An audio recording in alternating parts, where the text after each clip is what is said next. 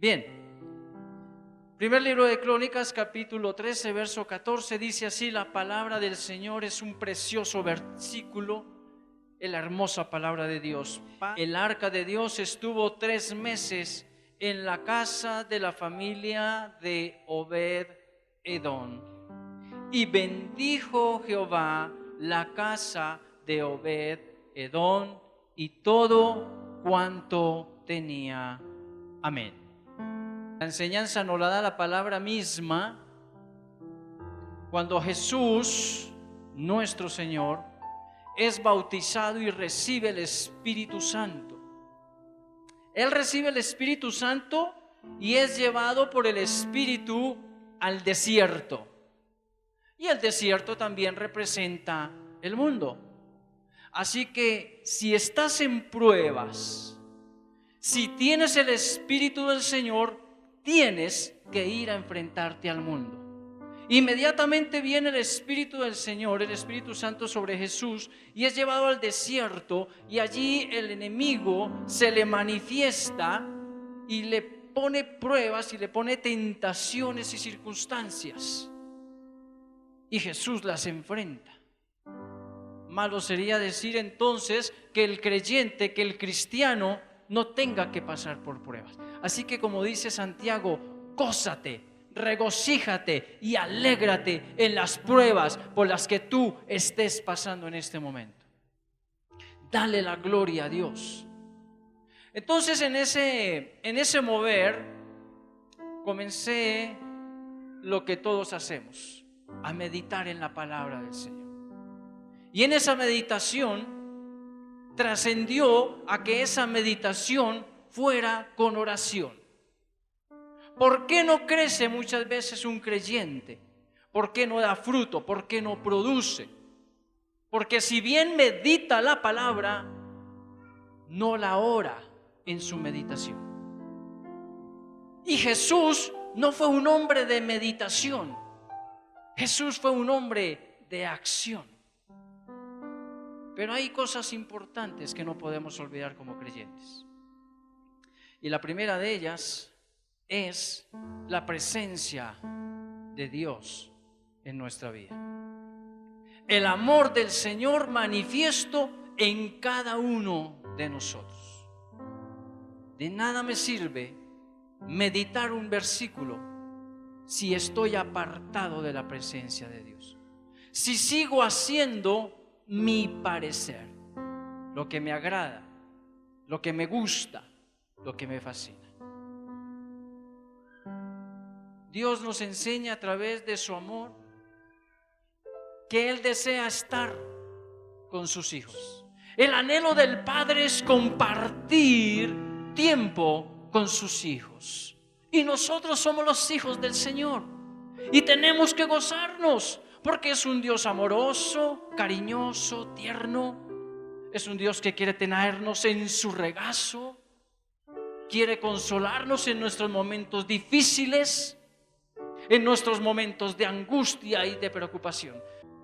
Dios siempre ha querido regocijarse en nuestro hogar, recrearse con sus hijos. Él siempre ha querido guiarnos, protegernos. El Padre Celestial no es ni mucho menos ajeno a este anhelo en su corazón. A veces pensamos que Dios no tiene sentimientos, pero sí los tiene. Y la palabra manifiesta que el Espíritu del Señor se puede entristecer, que el Espíritu del Señor se puede quebrantar, que el Espíritu del Señor se puede apartar. Venga, es que yo ya hice la oración de fe, yo ya recibí a Cristo en mi corazón. Entonces, ¿cuándo se me aparta el Espíritu? Cuando soy desobediente, cuando yo me rebelo, cuando cuando no depongo mi orgullo, mi altivez, mi soberbia. Ahí el Espíritu se aleja. Él es muy caballero y silenciosamente se aparta. Pero como Dios siempre ha querido estar con nosotros, entonces Él nos muestra su amor. ¿De qué manera? Hay tres aspectos o varios aspectos que un padre debe demostrar a sus hijos, y Dios nos lo demuestra a cada uno de nosotros. El primer aspecto, vamos al libro de Juan, al Evangelio de Juan, capítulo 3, 16, por favor. Dice: porque de tal manera amó Dios al mundo, que ha dado a su Hijo unigénito, para que todo aquel que en él crea no se pierda, mas tenga vida eterna. Miren lo que hace un padre amoroso. De tal manera amó Dios al mundo. Ese amó está en tiempo pasado, pero la palabra de Dios es tan hermosa que la podemos traer al presente.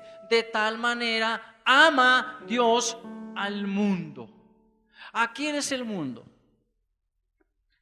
¿En dónde estamos nosotros? En el mundo. De tal manera Dios te ama.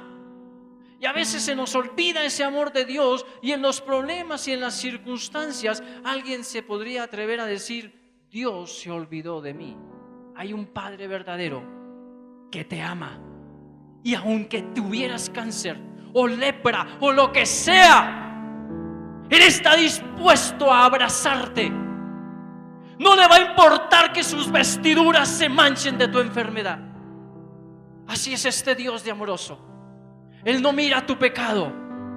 A Él no le importó sentarse con la prostituta y con el pecador para abrazarlo. A Él no le importó abrazar al leproso.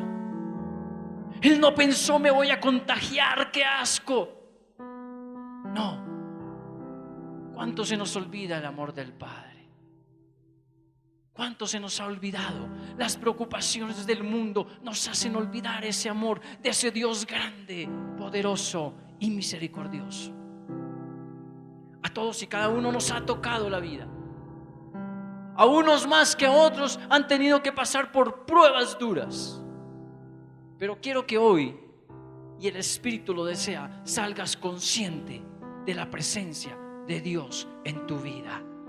Que tú seas un tabernáculo para el Señor, santo, limpio, sin mancha.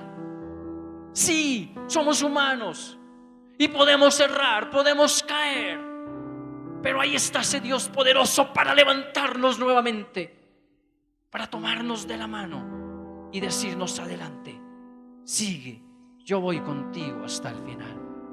Ese es el Dios que nos da a su Hijo.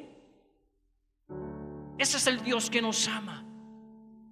Es un Dios cuyo amor es perpetuo, no se acaba. Lo primero que un padre debe hacer para demostrar el amor a sus hijos es darle todo lo mejor que tiene. ¿Cuántos aquí han dejado de comerse algo o de comprarse algo para darlo a sus hijos? ¿Cuántos? Gloria a Dios. Y después el hijo le dice a uno, le da la espalda. Yo tengo que reconocerlo como hijo.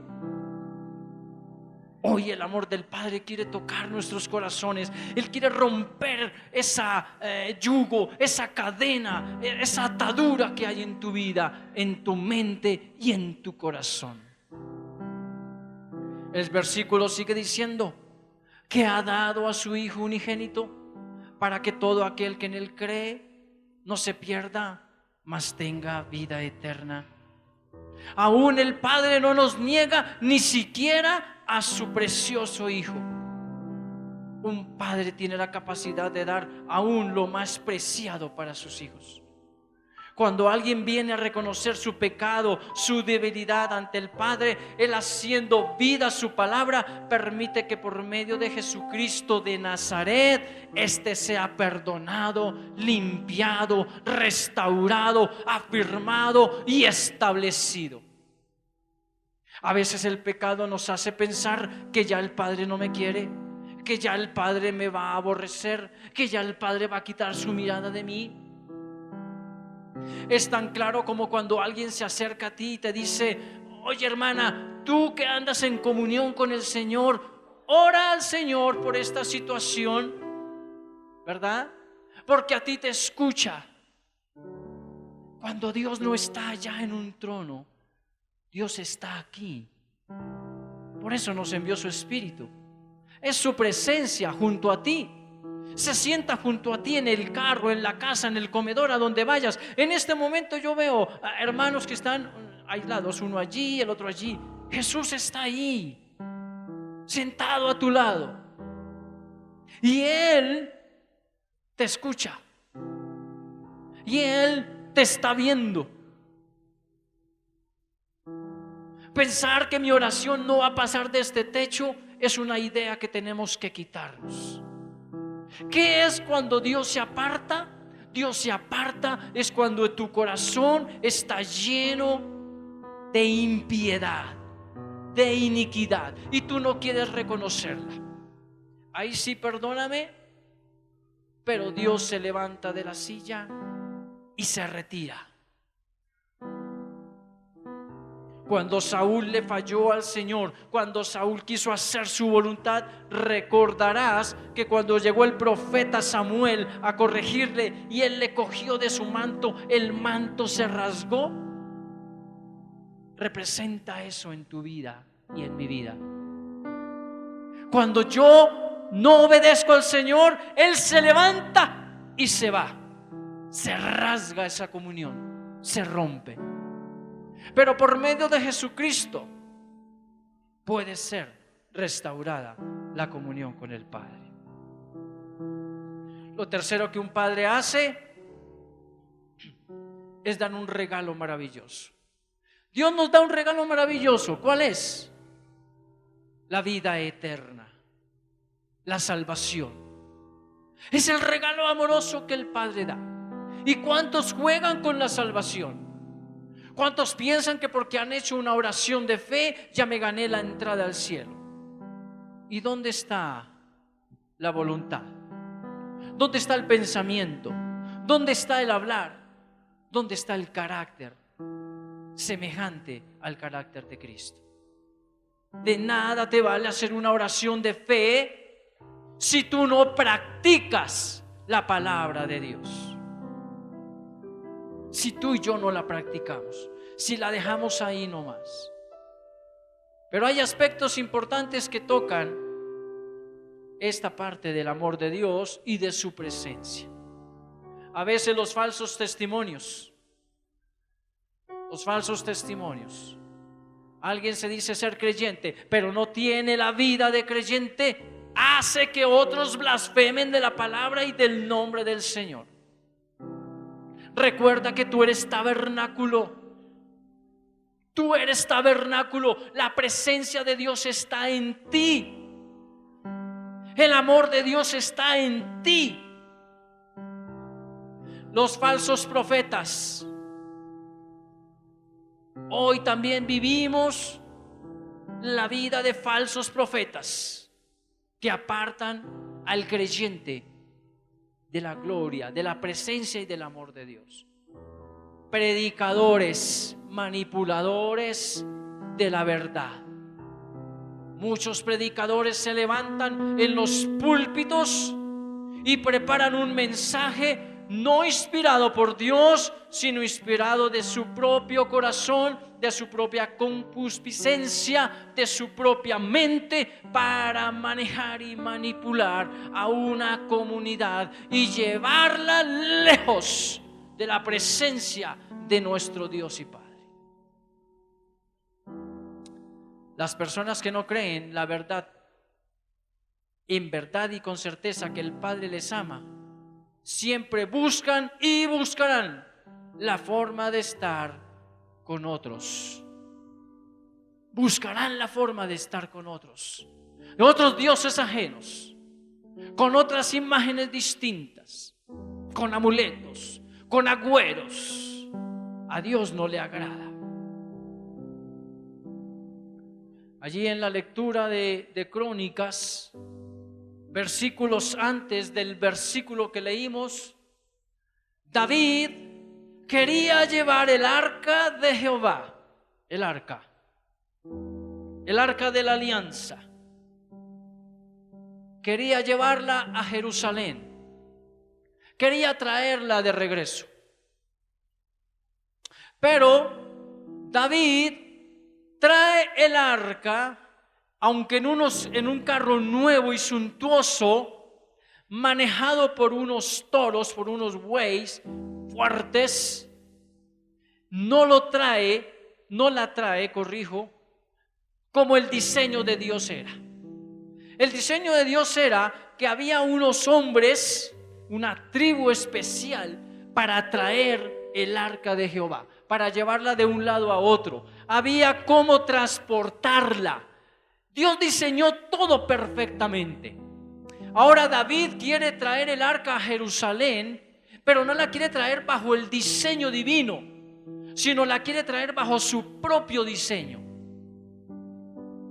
Tú, ¿cómo quieres traer la presencia de Dios a tu vida? ¿Bajo el diseño bíblico o bajo tu propio diseño? Es normal escuchar: yo también creo en Dios a mi manera. Yo busco de Dios a mi manera. A mí déjeme, a mí no me toque, a mí no me diga. Hermano, ¿cómo estás con el Señor? Yo estoy muy bien. Bueno, hermano, discúlpame, quiero exhortarte en esto. No. Es a mi manera. Él sabe cómo soy yo, Él me conoce muy bien. Entre Él y yo hay una intimidad muy fuerte y Él sabe cómo es mi comportamiento. Y así me acepta el Señor, porque Él no hace acepción de personas. Es un versículo que lo cogemos y Él no hace acepción de personas, entonces Él me ama. Y además, todos los caminos conducen a Roma. Pero no, bajémonos de esa nube y pongamos los pies sobre la tierra. Cuando el arca es llevada a la casa de Obed-Edom, dice que allí hubo ¿qué? Bendición. Hubo bendición. Esa casa se llenó de bendición. Había salud, había alimento, había vestuario, había prosperidad externa. La había. Pero lo más importante es que en la casa de Obed-Edom había crecimiento espiritual. En la casa de Obed-Edom había temor de Dios. Hay una versión que dice respeto por el Señor. Me encanta esa versión. A veces la gente dice, no sé qué es temor de Dios, no sé si es temor o es miedo. Entonces, entiéndelo, es respeto por el Señor. En la casa de Obed-Edom había fruto. Donde quiera que esté la presencia de Dios, hay todo esto y muchas cosas más. Por eso Dios quiere estar con sus hijos, y desde el comienzo siempre lo ha querido estar, desde el inicio de las generaciones. Mírame y acompáñame a Génesis capítulo 3, verso 8. Luego oyeron la voz de Jehová Dios que se paseaba por el huerto al aire del día. ¿Por dónde se paseaba el Señor? Por el huerto. ¿Qué era el huerto? Un sitio, un lugar. El lugar que Él diseñó y preparó para que hubiera árboles, plantas, alimentos, ríos, aguas, ¿verdad? Animales. Pero también allí puso al hombre, ¿verdad? Y cuando Él pone allí al hombre, lo hace no para que esté aislado. Me encanta cuando dice: y oyeron la voz de Jehová Dios que se paseaba por el huerto. ¿Puedes imaginar ese momento? ¿Puedes imaginar ese momento? De pronto Dios descendiendo y caminando por allí, ve a Adán y le dice: Adán, ¿qué estás haciendo? Señor, descubrí estos nuevos animalitos. ¿Qué nombre les pondré? Bueno, ¿y qué característica tienen, Adán? Bueno, son muy pequeños, caminan todos en fila, están muy organizados. Los voy a llamar hormigas. De pronto el Señor extendió su mano, imagino, y descendió a otro así volandito y se le paró. Y Señor, a ese llamémoslo mariposa. Compartían Dios y Adán en un mismo sitio. ¿Tú solo compartes con el Señor cuando estás aquí? ¿Tú solo compartes con el Señor cuando estás contento, contenta, alegre? Y cuando estás en preocupación, ¿cómo compartes con Él? Para echarle el agua sucia. Por tu culpa, Señor, porque tú me abandonaste. O cuando está el problema, ni te acuerdas de que Él existe. Entonces mira, ese momento tuvo que ser algo precioso. Yo lo imagino ahí, el Señor descendiendo y Adán contento. Señor, viniste. Imagino a Adán caminando con el Señor a la orilla de un río. Qué fábula tan hermosa. Pero fue una realidad. Y es una realidad que la humanidad no quiere aceptar en su vida. Nadie quiere caminar con el Señor.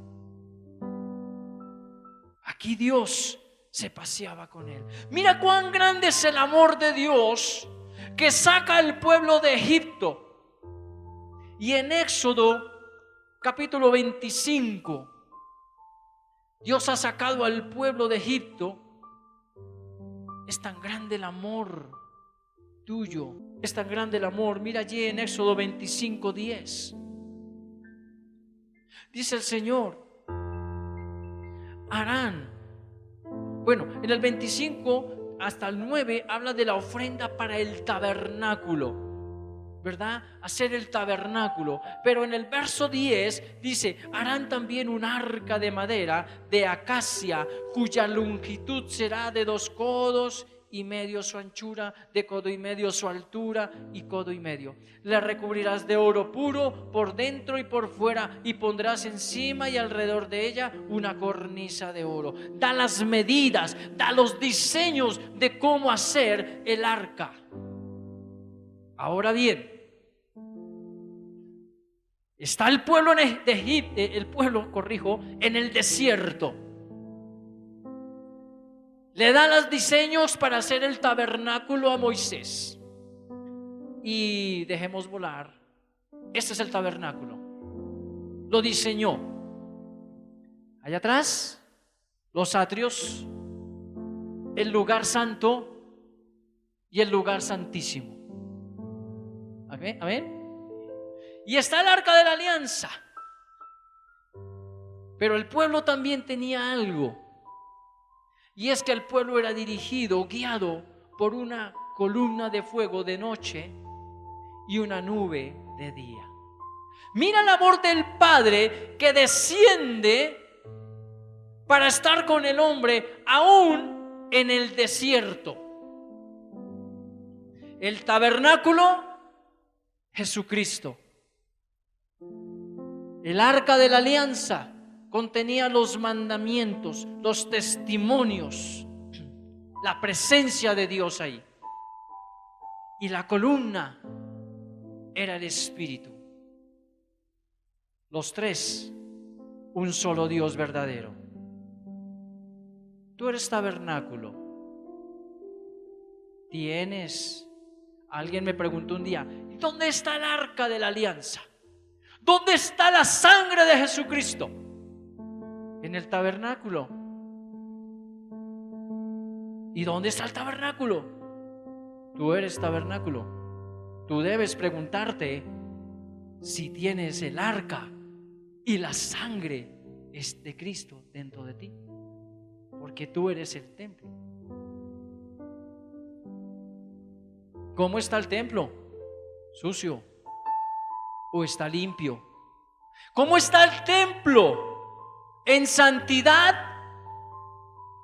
Pregunto, ¿puede el Espíritu del Señor morar ahí dentro de ti? Pero así de grande es el amor de Dios, que cuando alguien reconoce su pecado, su iniquidad, y se humilla delante del Señor, Él le atiende y está dispuesto las 24 horas del día. La presencia y el amor de Dios deben transformar tu vida. Por eso lo que decía hace un momento atrás, tienes que empezar a meditar la palabra, es lo primero, pero en oración. Porque de lo contrario será una repetición. Pero si tú lo haces en oración, vas a empezar a dejar que el Espíritu empiece a fluir, a moverse dentro de ti y a obrar, a actuar. Ya no lo vas a hacer tú. Ahora cada paso va a ser dirigido por Él, diseñado por Él, establecido por Él mismo. Él quiere estar dentro de ti porque Él quiere transformar tu vida. La vida de muchos no ha sido aún transformada, aunque tenga mucha palabra dentro de sí, porque no ha permitido la presencia de Dios manifiesta en su vida. Al día de hoy sería irónico y hasta burlesco decir: Señor, dame revelación. Yo ya me revelé a ti. Yo ya me revelé, no me pidas nuevas revelaciones. Ya está la revelación. Así es el amor de Dios. Aunque te sientas solo, aunque te sientas abandonado, Él te va a recoger. En Isaías 49:15, Isaías 49:15, ¿se olvidará la mujer de la que dio a luz para dejar de compadecer del hijo de su vientre? Aunque ella lo olvide, yo nunca me olvidaré de ti. A alguien le está hablando el Señor en esta mañana. A alguien le está hablando el Señor. Aunque te haya olvidado tu familia, tus seres queridos, yo no me olvidaré de ti. Ezequiel 34:10. Así ha dicho Jehová, el Señor: yo estoy contra los pastores y demandaré mis ovejas de su mano. Haré que dejen apacentar mis ovejas y ya no se apacentarán más los pastores a sí mismos, pues yo libraré a mis ovejas de sus bocas y no les serán más por comida. Ese es el amor de Dios, el que se levanta a defender a sus hijos. ¿O cuál papá aquí o mamá deja que otro venga y le pegue a su hijo? Mucho menos Dios a sus hijos. En Primera de Timoteo capítulo 1 verso 15, palabra fiel y digna de ser recibida por todos, que Cristo Jesús vino al mundo para salvar a los pecadores, de los cuales yo soy el primero. ¿Aló? Primera de Pedro, primera carta del apóstol Pedro 2:24. Él mismo llevó nuestros pecados en su cuerpo sobre el madero, para que nosotros, estando muertos a los pecados, vivamos a la justicia.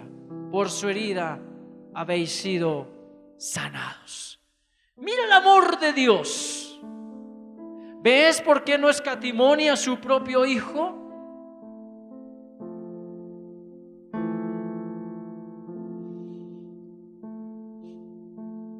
Lo primero que tiene que aceptar y entender el nuevo creyente de la presencia de Dios es: lo primero, aquí se ha repetido y se ha enfatizado, meditar la palabra de Dios, pero agrégale lo que el Señor ha puesto para que sea transformada su mente en oración. En oración. El Señor es mi pastor, nada me faltará. Señor, yo creo que tú eres mi pastor. Gracias, Dios, porque nada me va a faltar. Tu palabra lo dice, yo la creo. Lo segundo, no menos importante, practicar la palabra. Si tú practicas lo que has meditado en oración, verás el fruto en tu vida. Repito, Jesús no vino a enseñarnos a meditar. Jesús fue de acción. No lo he encontrado. Si alguien lo encuentra, me lo muestra. Pero en lo que he leído, Jesús oró y actuó. Oró y actuó. Oró y actuó. Medita la palabra, pero practícala. El sermón del monte es claro. Si te dan una cachetadita aquí, ponga la otra. Yo no me puedo quedar meditando. Para eso están los Hare Krishna. Y para eso están los que hacen yoga. Ellos son los que se quedan solamente en la meditación. Jesús meditó, oró y actuó. Y así tienes que ser tú. Medita en oración y actúa. Te pegaron aquí, pon la otra. Te pagaron mal, perdona, ama, ora. Levántate temprano por esa persona que aún no ha conocido del Señor. Ponlo delante de la presencia de Dios. Has vallado por esa persona. Clama, gime, ruega que sus ojos sean abiertos. Que la presencia y el amor de Dios venga a establecerse en ese tabernáculo, en ese templo. Y si tú eres carente de algo, pídele a Dios que lo haga. Se siente algo hermoso cuando la presencia de Dios viene a tu vida. Yo te lo puedo manifestar, mas no te lo puedo explicar porque es algo muy personal, pero real.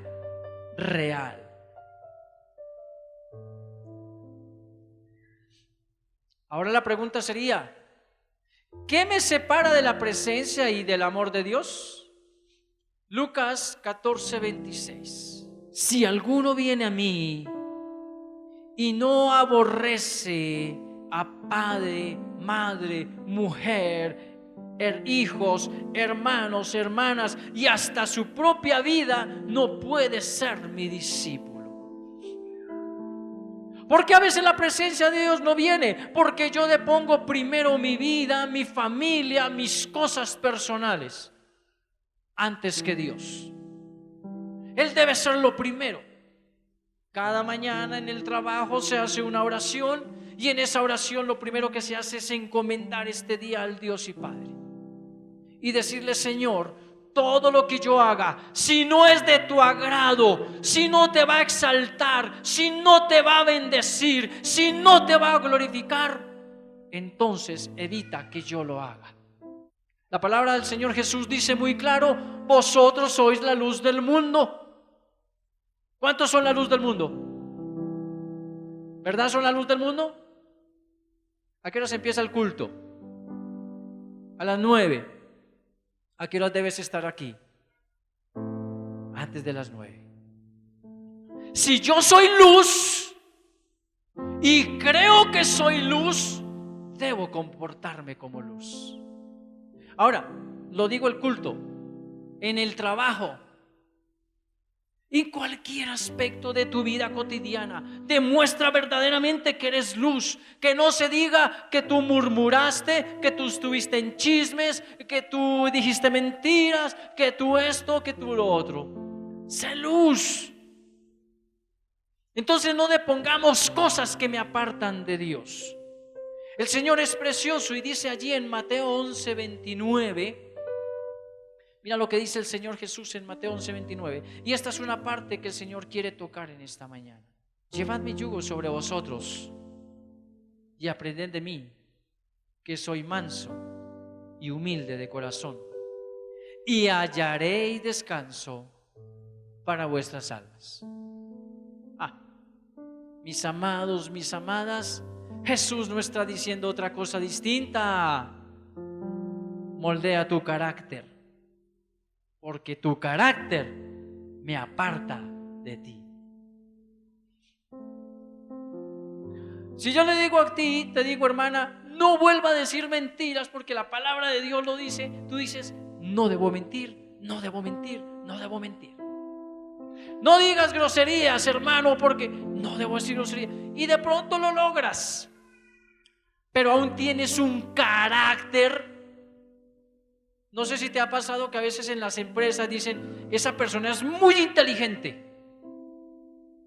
maneja su puesto, sabe dirigir, sabe, en fin, pero tiene un genio. Ese varón o esa mujer, para los sistemas es, mejor dicho, pregúntele y esa persona se mete en el computador y le soluciona a usted. Le hace una tabla en Excel en un momentico, pero tiene un genio. El carácter. Creo que es uno de los elementos que más separa al hombre de la presencia y del amor de Dios. El no humillarse delante del Señor en verdad de corazón es porque no tienes un carácter agradable al Señor. Y Dios quiere arreglar el carácter de los hombres, quiere que tú lo cambies. El temperamento. ¿Qué es carácter? El carácter de un individuo o una persona es el conjunto de sus reacciones. Vaya usted pensando cómo se porta usted cuando lo tientan, cuando le sacan el mal genio o cuando a usted le dicen algo que no está de acuerdo a su mentalidad. ¿Usted cómo está ya? ¿O cómo se abstiene? Entonces, el carácter de un individuo es el conjunto de sus reacciones y sus comportamientos frente a situaciones externas. El carácter incluye muchos parámetros como la fuerza o la debilidad, la generosidad o la avaricia. En griego, carácter o charaza, grabador, significa grabador. La marca grabada en una cosa que la distingue de los demás. Nosotros podemos tener 10 hijos y cada hijo tiene su carácter. ¿Quién nos conoce mejor? ¿La mamá? La mamá. Yo sé quién dejó esas medias ahí. Yo sé quién es el que hizo el reguero allá. Yo sé de quién es esa chaqueta. Y a veces no es los hijos. Eso fue su papá, ¿sí o no? Esas son huellas de su papá. Mírelo, fina estampa del papá. Igualito, caminan igual, agachados o derechos, hablan igual, sacan pecho igual.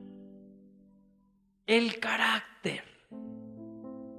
Ya duro que para el cristiano es doblegar su carácter delante del Señor. Qué duro es reconocer: papá, pequé. Papá, no estoy en comunión contigo. Si nos es fácil decirle: tengo este problema, ayúdame, abre la puerta, haz esto, haz lo otro. Pero ¿y mi carácter? Ese me aleja. Mi soberbia, mi altivez, mi orgullo. Y tengo que decirlo y repetirlo, y ya lo había dicho aquí. Muchos se creen pastores y creen que porque tienen un título de pastores me tienen que saludar. Péseme el anillo. Bueno, yo no tengo anillo. Pese el reloj. Péseme el reloj, por favor. Ministros. Lo más lindo de uno como predicador es poderle servir a un Dios vivo y verdadero. Y lo más hermoso es poder sentir su presencia. Y lo más hermoso es pelear por mantener la santidad. Y lo más lindo es poderte postrar delante de Él y humillarte delante de Él para que cambie tu corazón. Lo más hermoso es poderle decir: Señor, si este corazón no te agrada, entonces pon uno nuevo que te agrade a ti, porque un día voy a partir de esta tierra a tu presencia, pero quiero tener una buena corona, y aunque no la gane, quiero estar bien delante de ti para alabarte, para bendecirte, para glorificarte. Padre, yo anhelo tu presencia, anhelo tu fuego, yo quiero la unción, y esa unción y ese aceite solo vienen cuando yo humillo mi carácter, cuando yo doblego mi vida delante de Él. Ahí es cuando Él te va a levantar, te va a abrazar y te va a decir: no temas, yo estoy contigo. Es en ese momento cuando tú vas a sentir que verdaderamente hay una razón para vivir. Cristo Jesús, nuestro Señor. Ahora, ¿cómo saber que estoy siendo moldeado? Venga conmigo, por favor, a la primera carta de Pedro, verso 22 a 25. Al obedecer a la verdad mediante el Espíritu. ¿Cómo obedecemos a la verdad? Mediante el Espíritu. Alguien podría decir: yo dejé las drogas o dejé el trago porque me hice un autoexamen personal y puse mi voluntad y quise hacerlo. Cuidado, muy pronto puede recaer, y peor. Cuando Pablo y cuando Juan escriben que les sirven al Señor en el Espíritu,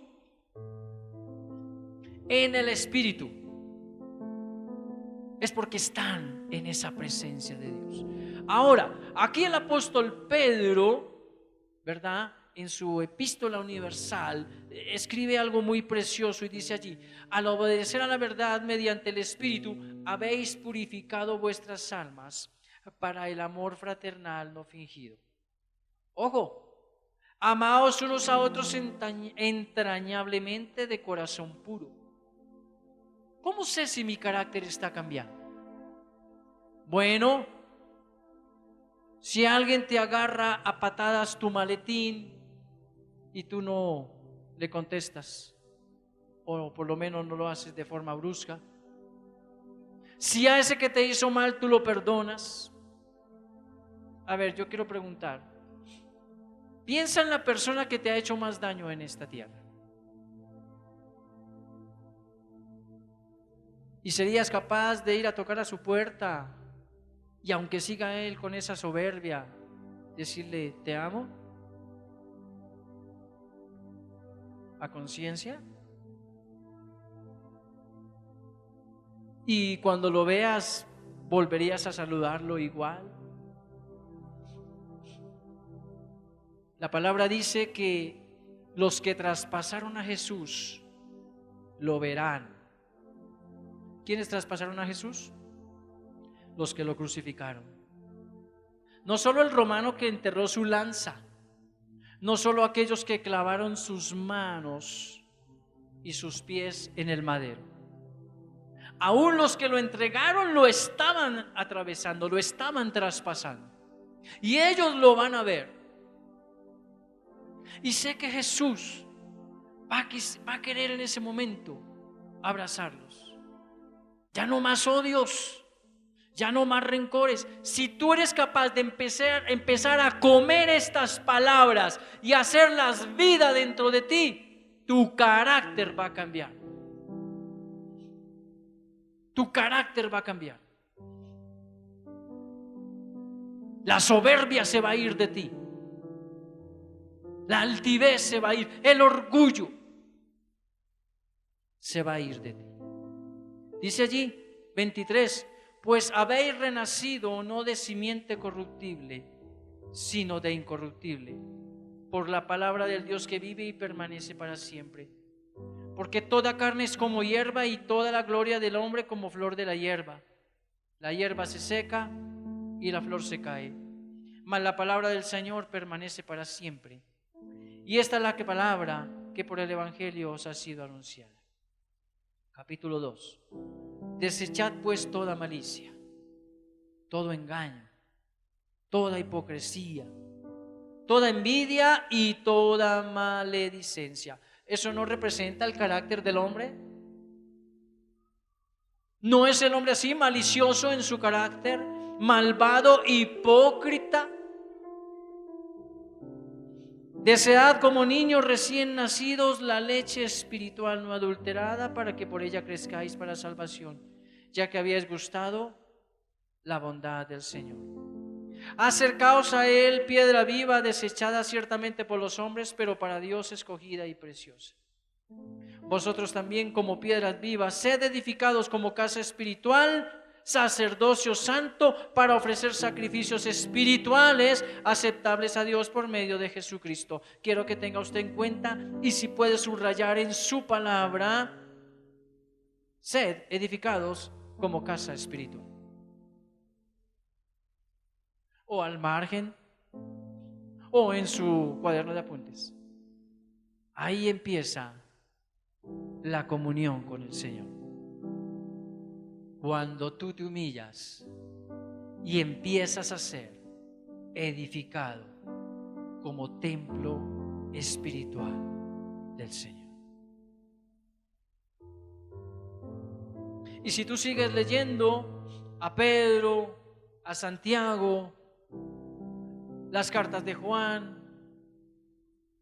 a Efesios, Gálatas, etcétera, etcétera, verás que todos concuerdan en lo mismo. Tenga un cambio de mentalidad, abandone el hombre viejo, ya no diga malas palabras, no murmure, ame, perdone, etcétera, etcétera. Y de acuerdo a la palabra, examínate. Mejor aún, deja que el Espíritu del Señor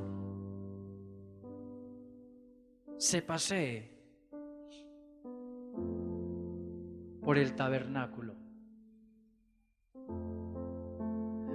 Deja que Él verdaderamente entre en cada habitación. Déjalo que entre en tu corazón, en tu mente, en tus oídos. Es más, permítele que abra la ventana de los ojos tuyos para saber qué es lo que estás mirando. Permítele que se pose en la habitación de tus labios. ¿Qué es lo que estás hablando?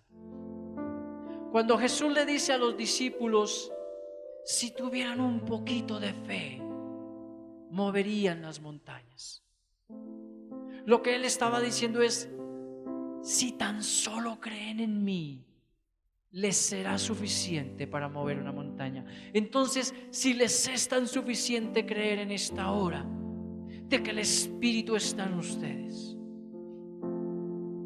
Ahora, mis amados, ustedes y yo estamos entrando por medio de Jesucristo, nuestro gran sumo sacerdote, y por la gracia suya ante el trono de Dios. Permítele que Él ponga verdaderamente el trono celestial, que Él ponga el reino de Dios, lo establezca y lo afirme en ti.